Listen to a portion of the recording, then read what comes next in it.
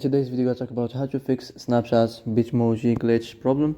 So the answer is easy. Just go to the settings and then scroll down to the apps section, and then go to the search and search Snapchat.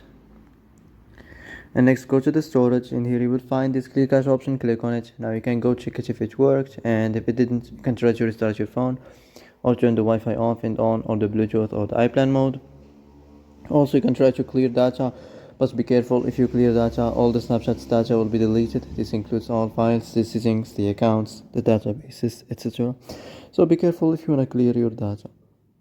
And also you can try to turn the Wi-Fi or the iPlan mode off and on. It might work. So that's it for today's video. I hope this is the answer you've been looking for.